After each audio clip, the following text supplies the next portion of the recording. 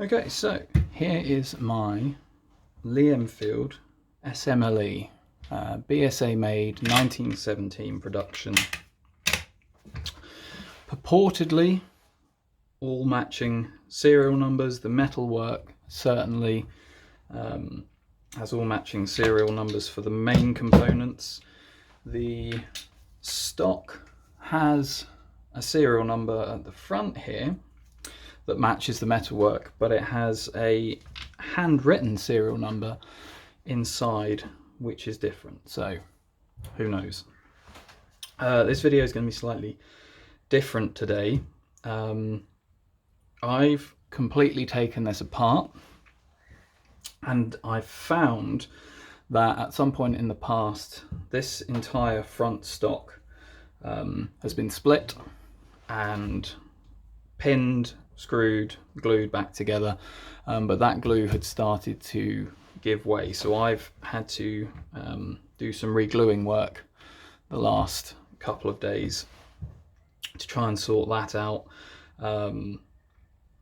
And when I've reassembled it, I've left the screws partially loose, because I think once I've done this and put it back together, with the exception of a missing stock plate that I've just ordered that I'll have to take apart to put back in, I don't think I'm going to take this rifle apart possibly again, certainly not often. It shoots really well. It's, you know, it is an antique, and if it has those weaknesses, I don't want to muck around with it too much. With that in mind, the first thing you'll notice is that the rear front handguard is already off. So for those of you who don't know, the rear front handguard is held on with these incredibly tight clips, and these are incredibly weak pieces of wood and they break a lot. One of the main problems that you'll see is with these breaking. This one has actually had a crack. I'm not sure if it's a crack or a break in here that I've also kind of shored up with some extra wood glue. So I don't want to take this piece off or on and off any more than I need to. If you do have one and you do want to remove it, make sure that you're applying equal pressure throughout as you're doing it. Don't arch it up and put all the pressure through where these front joists dip down. Don't tip it all the way backwards thinking that this is strong because it's thick here, because you can see how thin the wood is on this piece, so it's delicate, it's likely to break. Don't mess around with it too much. One other point, and this is a request, the woodwork has underneath the broad arrow the number 21 stamped in it kind of throughout. I've got my copy of Skeleton's The Broad Arrow to do all of my nerd research, but I haven't got around to actually doing it yet. I basically pulled the rifle apart and wrote down and drew a very crude version of every marking on this gun, and I need to go back through the book and do it and look them all up, but I've not got there yet. So if you've bought yourself an SMLE and you want to take it apart and ensure that, you know, it's not held together with Pritt stick, it's not going to crumble when you fire it, this is the method for doing that, and some suggestions. One incredibly important message about removing the stock and the stock bolt, and what happened with this one, or is most likely what happened with this one in the past. Yes, but other than that, you know, I take all my guns apart because it's fun and it's interesting, but I don't want their story to end with me bubbering it and breaking something. So to start, we'll remove our bolt. You will notice, or maybe you won't, and I did a previous video mentioning it, that the bolt on my rifle has the old style D-shaped cocking piece. which makes the manual of arms for taking it apart very slightly different to the more modern rectangular cocking piece. So you're pulling your bolt back, and with a bit of muscle you are lifting that front lug, and that allows your bolt to pull backwards out of your, not receiver, let's use the English terms, action body. And that's probably the first and last English term that I'll be able to remember, but we'll see how we get on. Next, just drop our magazine out by pressing our magazine release. Okay, and then, incredibly important, take the front stock off first. If you try and unscrew the back stock, caveat, if you try and unscrew the back stock and you have an old SMLE, I'm not sure if they did it on the number 4, but you have an old style SMLE that hasn't been updated, your bolt stock will have a square end that fits into a stock plate. And that square end is designed to lock into that plate and stop it from rotating. If you force it, your front stock will split. And that's what I believe happened to this one. You can see that split, and that split runs all the way through and into the back there. So for the love of God, take the front off first. So following the armourer's guide, the first part to take off from the front, and let me just make sure this is in camera, it's slightly longer than the normal AR-15s that I'm mucking about with. First thing to take off is the front nose cap. Everything that you'll be doing needs only flathead screwdrivers all the way down to the super long stock bolt at the back.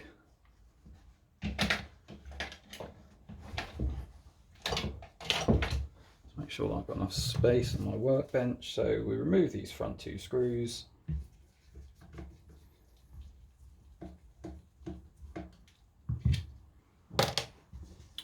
And our nose cap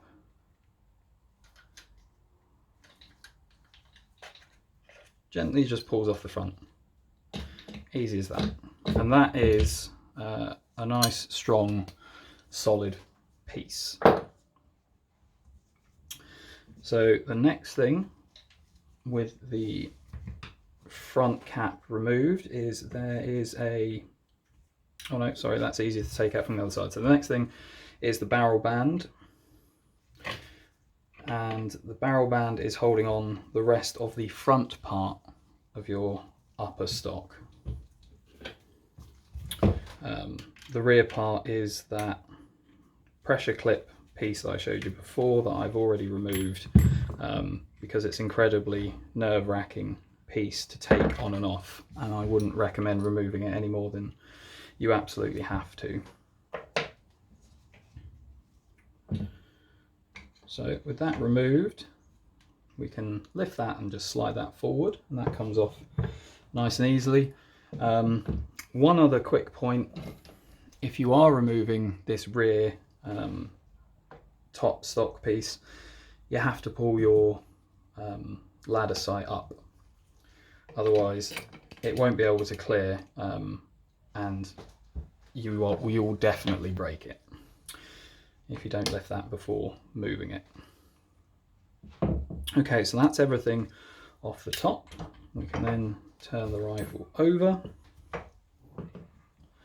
and take out these 3 underside screws.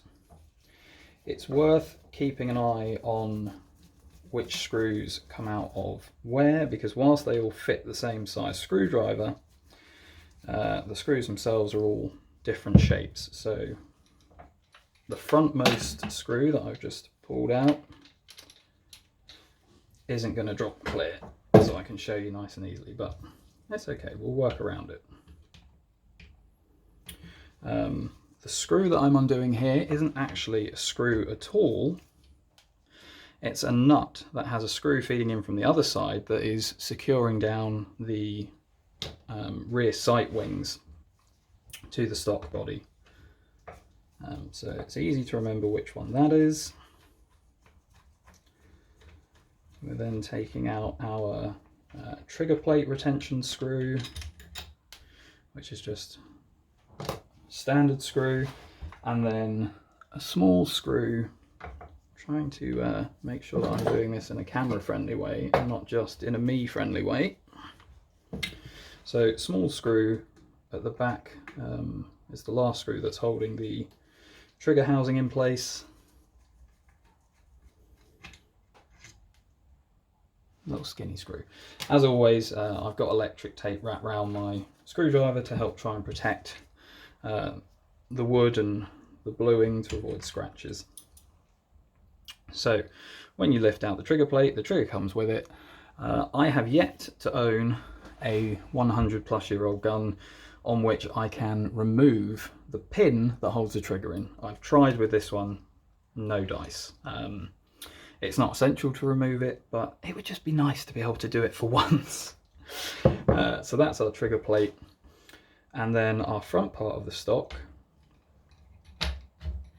will just lift free like so. At the front here, there is this spring and what is that? It's like an arched pin that just helps cushion the barrel and has some slight spring tension in it that presses up against the barrel, against that front nose cap. I'm not sure if this is part of the famous Enfield stocking in that everyone talks about, but possibly, maybe it's all about getting the right balance for the barrel. There is our screw for the front of the 3 main screws that hold on the bottom stock to the barrel. As you can see, that one is a slightly unique shape compared to all of the others. The rear sight wings, when I first removed this, I found that I actually had to unscrew the screw to get this one out. And as you might be able to see, that is a really thin screw that wouldn't fit a screwdriver. It had a lot of cosmoline gunked up in it. So what's been my saviour in all these things is good old woodworking tool. But these have a really fine and slanted point, which allows you, if you've got a slightly bent or misshapen screw, to have that raised edge leaning backwards and give you a bit of extra purchase to get that screw moving. Maybe that's something everyone already knew. I only found this out the other day, and I just bought it on a chance when I was trying to remove the butt plate screws for this rifle, which, spoiler alert, I still haven't been able to do. So that is our rear sight wings, and this, so let's see what you can see. You may have spotted that my camera is kind of above my vision point. So there should be a metal plate that sits in the back here, and that metal plate has a square cutout in it, and I'll show you the screw closer. That the square ended bolt screw that comes through the end of the action body plate sits in, and it was intended to stop the screw from rotating and coming out. Eventually someone realized that that's silly, and presumably people kept breaking stocks because they would forget the correct order, and eventually these were reworked to be rounded off, and then later models just had a straight circular screw that doesn't have that problem. But don't risk it. The first time you take it apart, take the front stock off first and make sure that you find out. Otherwise, you're going to learn the hard way, which is what the previous owner or someone in the lifetime of this 105-year-old rifle found out. And you can see a nice big crack down there. This whole chunk had been torn out, and then that crack runs through here, up through there, down the front. Now, I shot this rifle quite a lot before I discovered it had this crack, and it was fine. The glue looked very old, so I can only assume that it was an old repair that's kind of taken a long time to wear down. So I'm comfortable to carry on shooting this gun. Ultimately, where that crack is, it's by the trigger plate, it's by the sear. It's not on a seriously pressure bearing part. So there we go, famous last words perhaps, but we'll see. Right, I'm just going to move this to one side to keep it safe.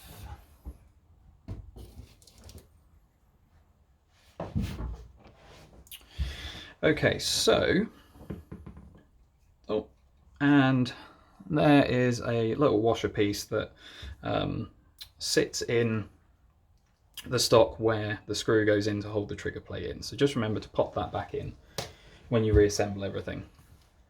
But that is the front stock stripped from your SMLE.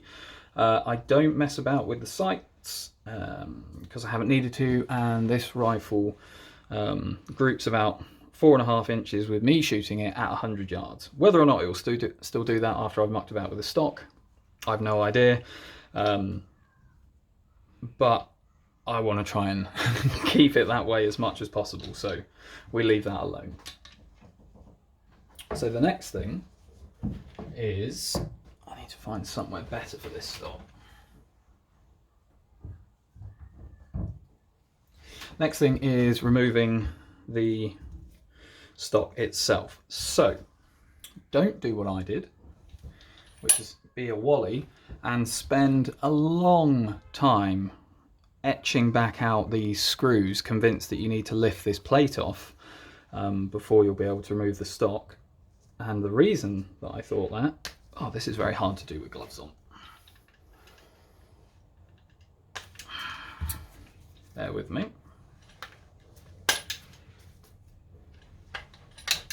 The reason that I thought that would be necessary is because when I looked down into the oil bottle holder, I was like, oh, can't see anything. Must need to take this plate off. You don't need to take this plate off.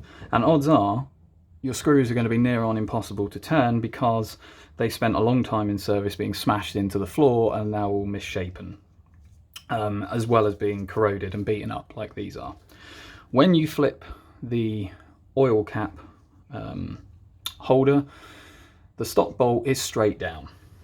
What you need is a 230mm screwdriver. I went with 250 because I didn't have 230, and bigger is always better. So my disappointed girlfriend tells me. So just shine a torch down inside and just see which way your bolt is facing, so you know which way to enter this. Now, this is likely to be very tight. What I did was get some Napier aerosol spray and lubricant and spray it down and around the front of the bolt to try and get some loosening in there, and then ultimately put this in a vise, put the screwdriver in and fixed, and then got a pipe wrench and just did it enough until I felt that first bit of give, and then after that I managed to take it off by hand. So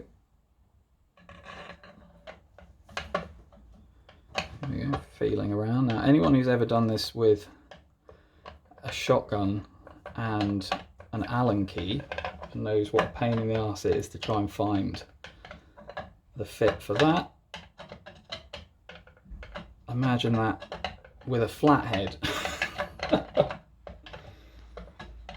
And you know what? I practiced this and I got it so easily. There we go. So then we're just unscrewing that stock bolt.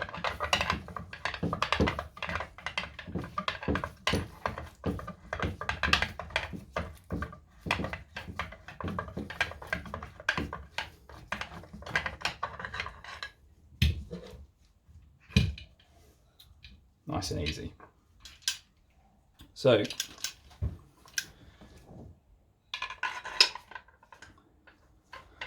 let's see, the stock bolt I've heard is actually just pressure fit in, and you can punch it out if you need to. I don't need to, so I'm not going to, but you can see there how it's squared off. And that squared off portion runs through the action body, and again I'm fishing for the bloody camera. There we go. Runs through the action body, which it screws into, and then, as I said, it has the squared off stock end plate to lock it into place and to stop it backing out in theory. But that is all that's in there. There's nothing particularly interesting or that could particularly go wrong in these pieces. You can give it a bit of a wipe, but there's not going to be any major corrosion or, you know, potential failure points. That is a solid piece of steel.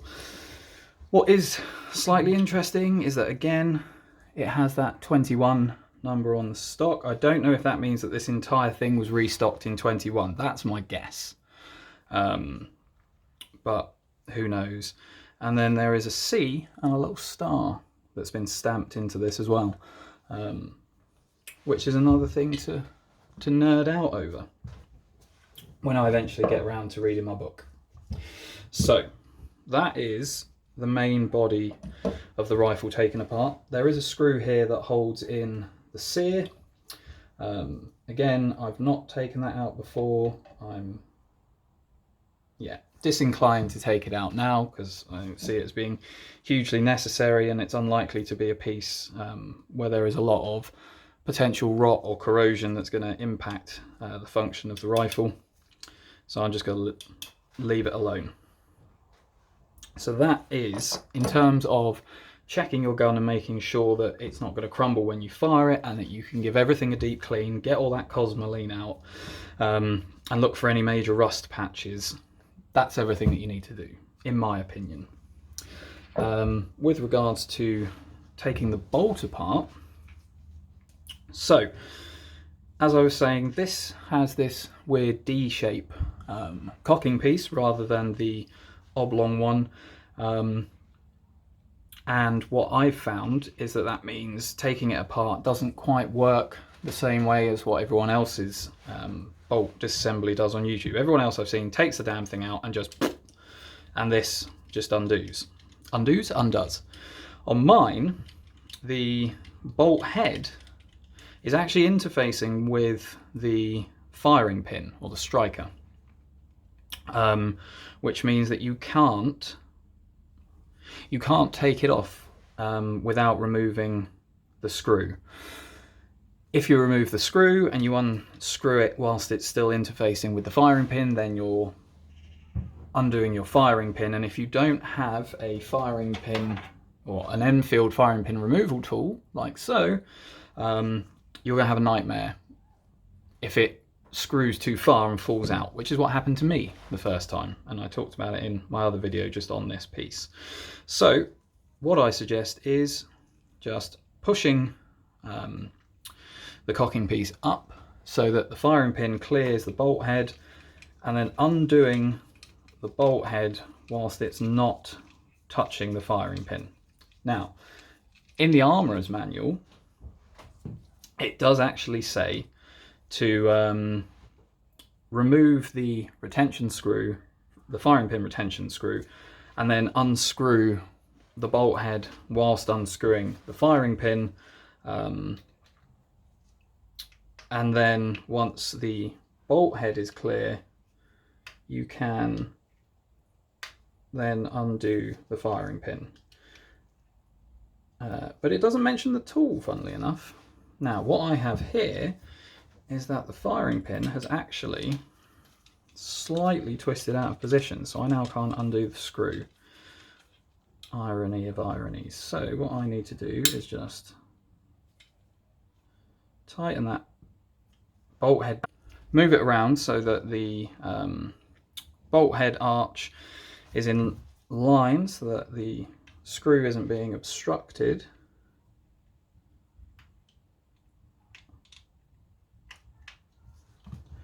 and then find a way to undo this screw, which I've definitely removed before, and I don't know why is now being a pest, but there we go. It's another win for the woodworking tools.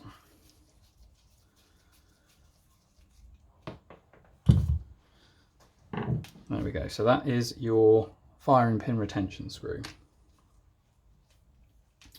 And now I can undo the bolt head, and as you can see, the firing pin is starting to recess because it's unscrewing.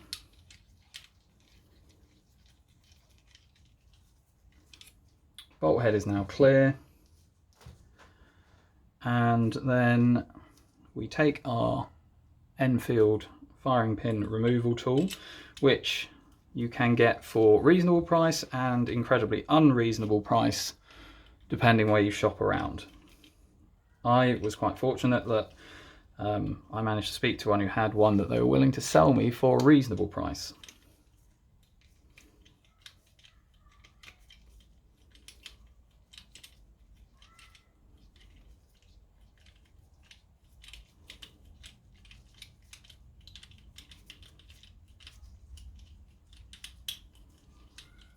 God, this is fatuous, isn't it? Come on. There we go. Okay, so there is our cocking piece separated. Our bolt assembly, bolt body, main spring, and slightly abused looking old firing pin. And that is everything there is to it to be able to take your SMLE apart, safety check it, deep clean it, oil it on the insides to make sure that it's not just going to rust when it's sitting in your cupboard, and put it back together and then leave it alone. Unusual advice for me. I very much promote the idea that you should be able to take your guns apart and understand them, but when it's an antique, and when it's one that you bought because it was all matching and you're a nerd and you splurged more money on it than you should have done, be safe with it and leave well alone. That's my PSA